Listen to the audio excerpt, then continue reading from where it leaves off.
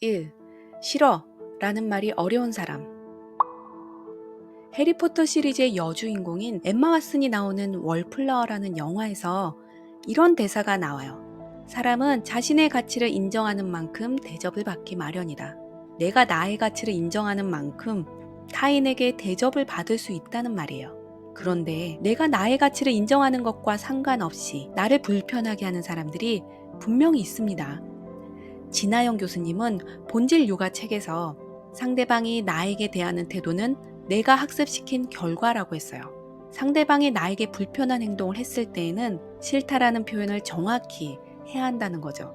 그렇지 않으면 상대방은 괜찮은 줄 알고 그 행동을 반복하거나 더 심하게 할 수 있으니까요. 그런데 그 싫다라는 표현을 하는 것이 너무 어려운 사람들도 있어요. 예전에 학부모 성교육에서 들었던 얘긴데요. 한 초등학교 1학년 아이가 같은 반에 있는 다른 아이에게 바지를 내리라고 했대요. 그래서 그 아이는 바지를 내렸다고 합니다. 그 얘기를 들은 그 아이의 엄마는 상대 부모를 상대로 소송을 했어요. 바지를 내리라고 말했다는 아이의 엄마는 주장했어요. 자기 아이가 때리면서 말한 것도 아닌데 싫다고 하면 되지. 바지를 내린 상대 아이가 잘못한 거라고요. 결과는 바지를 내린 아이가 소송에서 이겼어요. 법원에서는 같은 반 학생이어도 힘과 권력이 있는 아이가 그런 요구를 했을 때 현실적으로 힘이 약한 아이는 거부하기가 힘들다는 것이 그 이유였어요. 제가 얘기하고 싶은 건 두 아이 중에 누가 잘못했고 판결이 적절했냐를 떠나서 싫어, 하지 마 라고 말하는 것이 누군가에게는 너무 어려운 일일 수도 있다는 거예요. 2. 싫어 라고 했다고 거짓말하는 아이. 그 싫어, 하지마가 너무 어려운 아이가 바로 제 아이예요. 제 아이가 어린이집에 다닐 때 장난감을 갖고 놀고 있으면 항상 뺏어가는 아이가 있었어요. 어디든 그런 아이는 항상 있죠. 그런데 문제는 제 아이가 가만히 뺏기고 있다는 거였어요. 그래서 집에서 아이에게 얘기를 했어요. 그럴 때는 너가 싫다는 것을 알려야 해. 그래야 그 친구도 너가 싫어하는 줄 알고 그런 행동을 안 해.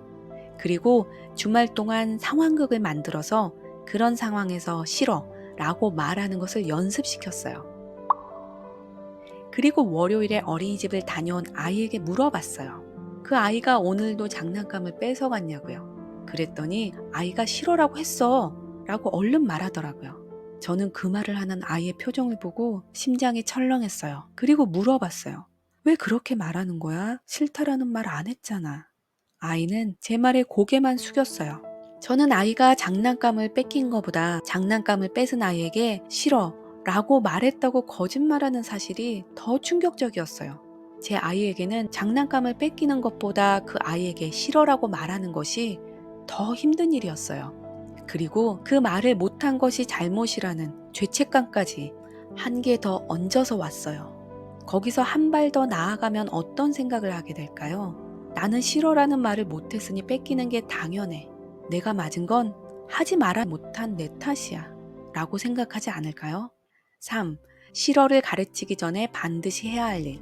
그때 알았어요. 싫어라는 말을 가르치기 전에 먼저 뭘 가르쳐야 하는지요. 상대방이 너를 이유 없이 불편하게 했다면 그건 너가 잘못해서가 아니야. 그럴 때는 싫다라고 말해야 하지만 그런 말을 하는 건 당연히 어려울 수 있어.